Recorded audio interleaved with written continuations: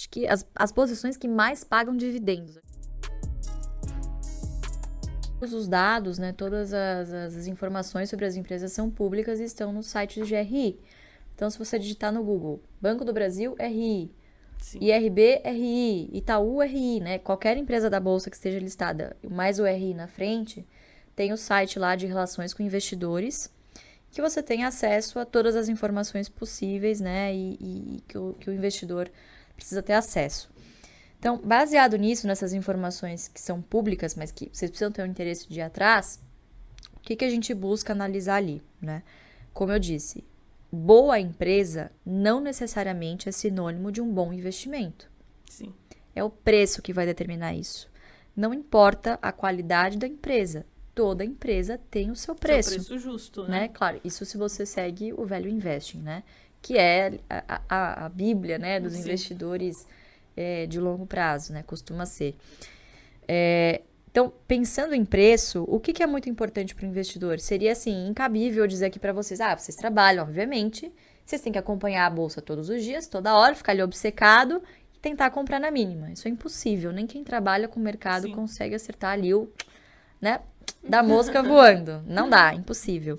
Então, a nossa preocupação foi, do Barsi na época também, foi desenvolver o que eu vou olhar para pelo menos não pagar caro por uma ação. Porque assim, se eu já sei que eu já não vou conseguir acertar o fundo, eu pelo menos preciso estabelecer ali o máximo que eu posso pagar por uma ação para eu receber ali alguma coisa que eu estou disposto.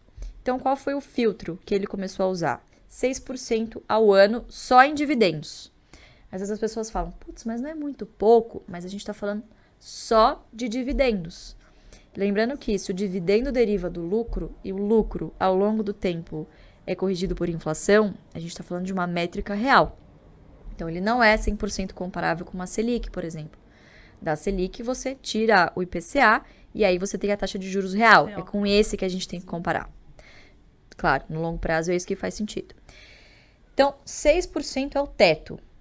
É o mínimo que eu quero receber. Com esse mínimo que eu quero receber, o que eu faço? Eu vou lá no site do RI, eu vejo a média, então isso é muito fácil, você vai somar os dividendos por ação em cada ano, divide por 5 ou 6, depende de quantos anos você analisar, você vai chegar ali na média de quanto mais ou menos essa empresa pagou nos últimos 5 anos. E dividir por 6%, 0,06. O que essa formulinha vai te cuspir ali? Que número é esse? Que é muito importante saber interpretar. É o preço teto. Então, esse preço teto é a minha margem de segurança, é o máximo que eu vou poder pagar por determinada ação para receber aquele mínimo de 6% ao ano em dividendos. Então, esse é basicamente o indicador que a gente sempre está olhando, né? Um dos principais? É um dos principais, na hora de tomar a decisão de comprar. Claro que antes de tomar a decisão de comprar o ativo, você precisa analisar a qualidade.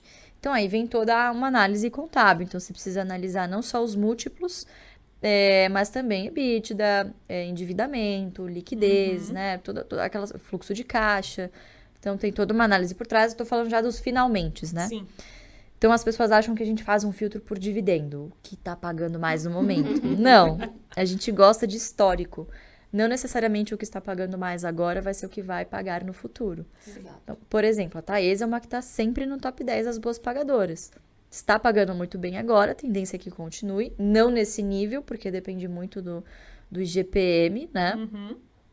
Tende a uma normalização, mas eu não tenho dúvida que vai continuar ali pelo menos no top 10 nos próximos 10 anos, vamos dizer assim, como foi no passado, né? Então, é isso que a gente faz. A gente sempre está acompanhando esses números, que eles não ficam mudando toda hora. Eles só vão mudando se tem alguma mudança de perspectiva. Então, por exemplo, o Banco do Brasil pagava 30%, esse ano determinou que vai pagar 40% de payout, vai distribuir 40% do lucro. Opa, mudou meu preço teto, porque vai mudar o dividendo por ação que ela vai pagar, né? Então, você pode desenvolver duas métricas. Uma pergunta aqui, Luiz, ainda dá tempo de comprar Banco do Brasil? O que você acha? Olha, sempre dá tempo. A gente tem duas análises aqui, né? O pessoal se atém muito ao fato de ser uma controlada pela União, né? Então, tem a influência política.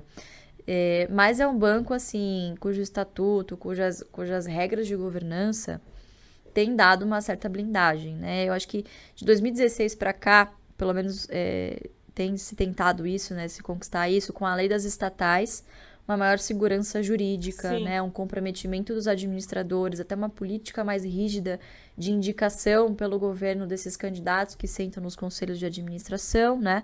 Então, hoje não é qualquer Zé Mané de qualquer partido que sentam nos conselhos de administração. São conselheiros também independentes, de carreira, pessoas experientes e que, obviamente, também estão preocupadas com as suas reputações. Então, são pessoas que, teoricamente, têm um incentivo de tomar boas decisões para as empresas e para os acionistas que eles também representam. Então, eu acho que quando você tem ali investidores mais atentos, né, mercado prestando atenção nas estatais e administradores que estão, de fato, tomando decisões em prol da empresa e não do governo, do controlador, fins populistas, enfim, você tem ali melhores empresas, empresas com melhores governança. Não estamos ainda no céu, obviamente, muita coisa a melhorar, mas a gente evoluiu muito nesses últimos 5 anos. Vide, por exemplo, o que aconteceu com a Eletrobras, né? Sim. E toda a agenda de privatização que tá um pouquinho engasgada. Aos poucos, né? Mas aos poucos a tá. gente tá evoluindo. Mas, poxa, quanto tempo a gente já não fala de privatização de Eletrobras, né? E eu acho que as estatais vieram esse ano para fazer o pessoal morder a língua, né? Então, o pessoal que, não investe em estatal, muito arriscado. Poxa, Banco do Brasil despontou em relação aos outros bancos. Eletrobras também, bom, agora é privatizada, mas o governo ainda tem uma boa parcela das ações, então podemos dizer que tem forte influência. Você tem aí empresas estatais, Petrobras também, que também despontou, então você tem aí empresas estatais que, poxa, estão ali no top 20 do Ibovespa. Sim. Mas, basicamente, né, aquilo que eu disse, se o seu pilar é renda, você precisa buscar alguns tipos de empresas que geralmente se encaixam de setores que fazem sentido por algumas características. Então, perenidade do negócio, né, a consolidação de mercado dessas empresas, né, por que isso é importante? O Brasil é um país que convive com a inflação, isso é histórico. Então, empresas líderes dos seus mercados, elas conseguem ter uma vantagem de preço. Elas repassam no preço esse viés inflacionário. Claro que isso não acontece para e passo, não é, a inflação veio, amanhã ela corrige, não é assim que funciona, mas quando você olha em retrospectiva, em média, ao ano, essas empresas, a maioria das empresas da Bolsa conseguiram repassar a inflação, superar a inflação, né? Porque são ativos reais. Então, Isso até é um debate, né? Muito... Exatamente. Se as ações, elas protegem... Sim, da sim. inflação. E de regra, sim. O problema é que, geralmente, o momento de maior oportunidade, justamente o momento em que a Bolsa está competindo diretamente com a renda fixa, né? Então, é complicado você convencer o cidadão de que é muito bom você investir na Bolsa para colher um dividend yield muito superior a 14%, né? 13,75% ao ano, mas para daqui 5 anos. Sim, agora ele não quer, né? Agora... Não, ele quer agora, ele tem agora. Então, para que ele vai esperar 5 anos? Mas o que às vezes as pessoas falham em entender é que 13% ao ano na Bolsa é sobre uma base crescente se você está em boas empresas. Sim. Né? Isso vai se compondo conforme você vai reinvestindo os dividendos. Então, hoje, se eu olhar para trás e ver o histórico, se você comparar o preço que eu paguei em algumas posições que eu tenho versus o que elas me pagaram de dividendos, que é o que a gente chama de yield on cost, né, que é a rentabilidade do dividendo sobre o preço médio, o preço que você pagou, né, o quanto você desembolsou. Cara, eu tenho rentabilidade hoje, por exemplo, Braskem me pagou 40% ao ano, que é muito superior à renda fixa. Sim. E isso continua. Então, como eu tenho preços confortáveis, e se cair, poxa, eu estou disponível ali com os meus próprios dividendos, né, com esse fluxo constante para reinvestir, então você fica mais tranquilo, né, com esse colchão, enfim, com essa rentabilidade. Só que isso não vem da noite pro dia, isso foi construído. Eu estou investindo há quase 20 anos. 20 anos não, desculpa. Não, fiz a conta errada. Foi 2008. Para tudo, gente. Para tudo. 20 anos não. Não comecei com 8, não. Foi com 14. Com 14 anos. Foi em 2008. Então, assim, tô há bastante tempo investindo, né? Então, isso é construído ao longo do tempo. Então, o BEST é isso. São aqueles 5 setores que se encaixam nessas premissas básicas. Esse tipo de empresa que a gente busca. Então, BEST, para vocês nunca mais esquecerem. Bancos, energia, seguro, saneamento e telecom. BEST, de melhor mesmo. É para vocês nunca mais esquecerem esse acrônimo. Impossível esquecer. Claro que não é só você pegar as empresas desse... Ah, a Luísa falou lá que é para comprar qualquer coisa desses setores, né? Aí você vai e me compra uma Oi, por exemplo, que tá no Best, mas, obviamente, né, tenham, né, parcimônia, obviamente, analisem as empresas, mas são bons setores para se começar, pelo menos. Olha, não necessariamente é mais importante, acho, as minhas maiores posições. Acho que as posições que mais pagam dividendos, acho que é até mais importante. Consequentemente, acabam sendo também as mais importantes na carteira, né? Mas hoje, sem dúvida, a BB Seguridade hoje, que é quase 30% da minha carteira, já foi mais, mas acabei parando de comprar e comprando outras coisas, e aí, naturalmente, a carteira vai se rebalanceando sozinha, né? Então, BB Seguridade, sem dúvida. Em segundo lugar, Santander. Terceiro lugar, Banco do Brasil. São as minhas 3 maiores posições. Muito bom. Muito bom. Eu gosto. Depois vem Taesa e acho que Petro também deve estar no top 5 aí. Petro. Gosto muito. Gosto. Tem alguma ação que você considera muito descontada? Só, nossa, essa aqui... Não, mas se eu falar, amanhã não tá mais, aquelas... Vou guardar aqui pra mim. Não, brincadeira. Não acho que tem todo esse poder, não. Mas é uma que a gente tem falado já há algum tempo, que é a Klabin. Que eu acho que é uma empresa talvez mal compreendida. Apesar dela se enquadrar no setor de papel e celulose, claro, ser uma exportadora de celulose, ela é uma empresa que tem muitas vantagens competitivas em relação aos seus pares, tanto aqui quanto internacionalmente. Então, o primeiro deles, que eu acho que é uma das maiores das fortalezas, é a verticalização.